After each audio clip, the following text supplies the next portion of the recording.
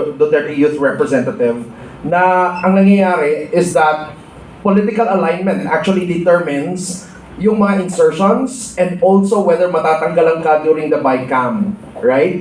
So considering kanina, nung nakita natin yung top 5, and also at the same time, sa sinabi mo na political alignment actually influences the outcome of the BICAM or the budget in general. So, what do you think? Gaano ka-dangerous itong practice na to? That's question number 1. And the second question, sa 2026 budget, ano kaya ang niluluto if may influence yung political alignment dun sa magiging outcome ng budget? Siguro po sir, regarding dito sa BICAM, napanood ko yung statement ni Senator Loren Legarda yesterday. Kasi nakatayo siya at nagagalit siya. Sabi ni Senator Loren Legarda, bakit pinepuwersa nyo kaming mga senador, aprubahan niya mga ini-insert ngayong BICAM na ito?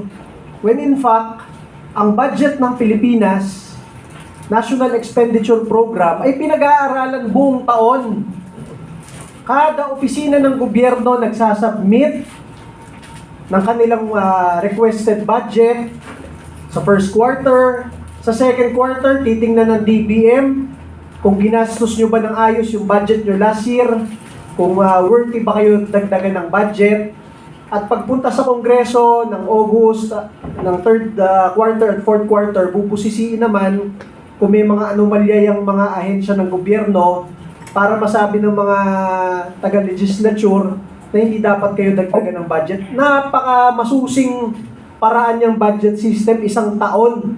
Kaya sinasabi ni Senator Loren Legarda kahapon, bakit pinipuwersa nyo kaming magsingit ng budget dito sa BICAM ngayong 2 linggong ito? When in fact, ang BICAM, kaya ka lang nagkakaroon ng Bicameral Conference Committee para yung pinasang budget bill ng House at budget bill ng Senado, titingnan mo lang kung ano yung magkakaiba ng konti doon. Hindi mo pwedeng, kunyari, nag-rekomenda ng 2 piso si Congressman Topacio, tapos yung kasama natin, Senator Galilong, 3 piso yung sa kanya para sa isang departamento, titingnan lang kung paano magko-connect yung dalawa. Hindi pwedeng habang nag-uusap ng 2 piso to at 3 piso to, biglang under the table may sumingit na 1 billion kung saan. Yun ang purpose ng BICAM, para lang i-check yung provisions ng 2 bill, ng Senate bill at House bill, kung ano yung mga hindi magkakatugma doon. Kaya lang nangyayari nga, habang nagdidiskusyon, ang daming nasisingit, hindi lang madami. Bilyon-bilyon, daang bilyon. Kaya nga po, ngayon ginawa nilang online yung BICAM. Dati, di mo alam kung ano nangyayari sa BICAM eh. Kahit mga kongresistang hindi kasali sa BICAM, alam ni Kong Jing Parasen, bigla na lang napasa yung budget, di alam yung pinag-usapan doon sa BICAM. Ngayon, online. Kaya nakikita nyo, nag-aaway ng konti yung mga senador at kongresista. Nakita nyo, Senator Loren Legarda, tumayo doon kahapon. Kaya lang, kailangan nyo pa rin bantayan. Dahil baka magkaroon ng horse trading dyan. Baka alokin yung mga senador na, boss, tama na. Pero kayo tigay 1 billion dito. Tapos, ang laban, di ba? So, kailangan bantayan ng mabuti yan. Ano po, sir, yung second question? Ano niluluto? If they are influencing the budget based on political alignment, in 2026, ano kaya ang niluluto? Nagkakalutuan talaga yan. Posibleng hindi.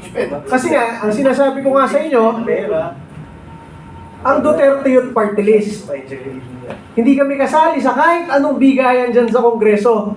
Dati maraming patawag sa Kongreso patungkol doon sa bagong Pilipinas Servisyo Fair, Book 2024. Sabi ni Mayor Magalong, pag sumama ka sa rally, meron kang 777, 21 million.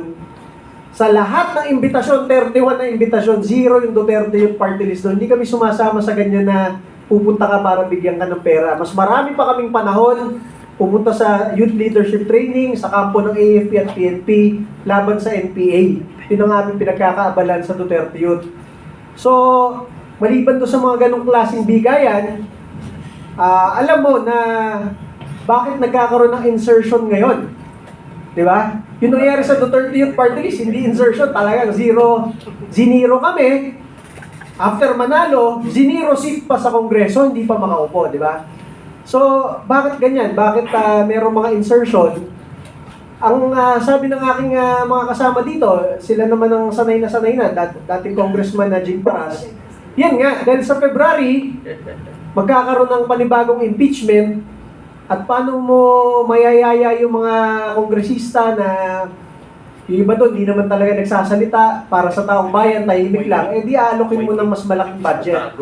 Normally, sa experience sa House, gagawin nilang FLR yan for later release. Kasi binigyan ka na ng instruction ngayong January, hindi muna nila i-release yan. Unless hindi ka pumirma sa February impeachment. O, ganyan nangyayari dyan. Boss, isingit ko lang bago ko makalimutan yung sinasabi kong isang punto ko dun sa ano. Hindi kasi ako makatulog ng 3 araw dito sa Ramil Madriaga na to Nabibuisit talaga ako, hindi pa naman ako nakainom ng Losartan. Pero partner magsingit ko lang, mabigat dinalaw ni Dilima. O, dinalaw pa ni Dilima. Oo. Kaya hindi na daw Junel, Ramil. Ito, bakitin ko lang po ng mabilis sa inyo Kami sa Duterte Youth Party List, more than 10 years na namin kasama si Mayor Sara Duterte, Mayor Rodrigo Duterte, Vice President Sara Duterte, Pangulong Rodrigo Duterte. Pag kami napunta sa Davao o sa Malacanang o sa mga opisina nila, normally, kami, hindi agad namin kilala yung mga abogado doon, mga politiko, pero kilala kami. Yusek Cardema, Congresswoman Cardema, binabati kami. Pero, pag patungkol sa Armed Forces of the Philippines at Philippine National Police, mga PSG, VP PSG, mga nakadetail sa Malacanang sa Davao, kilala namin karamihan yan. Kasi pag napunta kami doon, sasaludo pa yan. Sir, kamusta po? Idol po namin kayo, laban lang po sa NPA. Kasi nga, kami lumalaban sa Kongreso, laban sa NPA. Kaya karamihan ng mga security detail ng Pangulo sa PSG at ni Vice President Sara Duterte sa VP PSG, kahit kung mayor pa siya sa Davao City, kilala namin karamihan yan. Yung Duterte Youth Party List, yung 3 congressman na dapat nakaupo ngayon, isa nag-aaral sa PNPA, isa nag-aaral sa PMA, yung isa taga-UP, parte ng AFP Reserve. Talagang pro-military government troops kami. Hindi namin kilala yung Rodel Madriaga na yan, na bigla na lang, Ramil ba? Ramil Madriaga na yan, na bigla na lang lumabas. Tinawagan agad namin yung mga members ng Duterte family. Sabi, parang hindi rin namin kilala yan Kahit yung mga security, mga dating PSG commander, Yusek, hindi namin kilala yan. Hindi na sir So, binasa namin yung statement niya, yung affidavit. Diba, I am Ramil Madriaga. I took up the College of Law from 91 to 95 at San Sebastian. Doon pa lang, I took up the College of Law. Sabi ko, ano to? I graduated but did not pass the bar. I work in NSC, National Security Council, and ISAF from 2001 to 2015. Doon pa lang ma-realize nyo kung taga-military kayo o familiar kayo sa military police. Paano nangyari na nagtatrabaho ko sa National Security Council, tapos nagtatrabaho ko pa sa Intelligence Service Armed Forces of the Philippines? Hindi ka nga parte ng AFP Wala siyang ranggo sa Armed Forces kahit private o corporal. Wala siyang ranggo sa PNP kahit patrolman.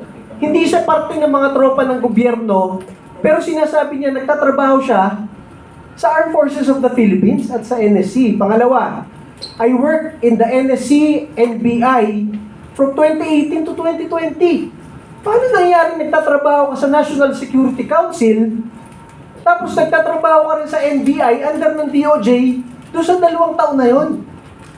Anybody na familiar sa government service, alam niyo na agad sinungaling Pangatlo, from 2018 to 2021, I work in the NSC, National Security Council, PSG, Presidential Security Group, and GHQ, General Headquarters. Ano yun? Yun rin yung same date nung nagtatrabaho ko sa NBI. So nagtatrabaho siya sa 4 na ahensya ng gobyerno, imposible yun. When you work in the PSG, separate unit ka na ng armed forces. Kasi pag nagkaroon ng kaguluhan sa bansa, nakadepensa lang kayo sa Pangulo. So yung sinasabi niya, nagtatrabaho siya sa PSG, sa GHQ, sa Camp Aguinaldo, sa NSC, sa Viluna, at sa NBI, sa Maynila, sabay-sabay, dun pa lang makita nun niya na abnormal tong tao na to. Talagang ma-high blood ka sa ano. Pangatlo, at the start of the 2016 election campaign, then Congressman Roy Logoles introduced me to the Duterte family to provide political and security advice. Pare, mapapainom talaga ako ng losartan eh. Una, si Congressman Roy Logoles, yung binanggit niya, patay na, kaya hindi mo ma-verify kay Roy Logoles. Pero nagsalita si Malu Tiquia, Chief of Staff ni Roy Logoles, hindi rin daw niya kilala yan. Dun pa lang, di ba? Pangalawa, inirekomenda ka nung patay na congressman sa Duterte family para ikaw ang mag-provide ng political and security advice kay Mayor Duterte. Pare, veteran politicians yung mga Duterte. Ang tatay ni Pangulong Duterte, gobernador na, 1950s, 1960s. Cabinet secretary na, 1970s. Ang anak, mayor, long-term, naging congressman, naging presidente pa. Tapos, ikaw ang magbibigay ng political advice dito sa political family na ito. Tapos sinasabi mo dito, ikaw rin ang pinagbibigay ng security advice. Sa dami ng general ng Armed Forces of the Philippines na na-assign sa Task Force Davao, ikaw na walang rango sa AFP o PNP, ikaw ang magbibigay ng military advice. I was also assigned to form groups that would support President Duterte's candidacy for president. Yan yung mga isang tao lang nag-volunteer ako, tapos sinasabi na niya siya na yung nagtumulong, di ba? When Duterte was elected president, he ordered me to serve as counterintelligence agent for the National Security Council. Talaga namang kung may baseball bat ka nga naman talaga, mapapalo mo sa ngipin at sa pagmumukha niya to eh. Nung naging presidente si Duterte, inutusan ka?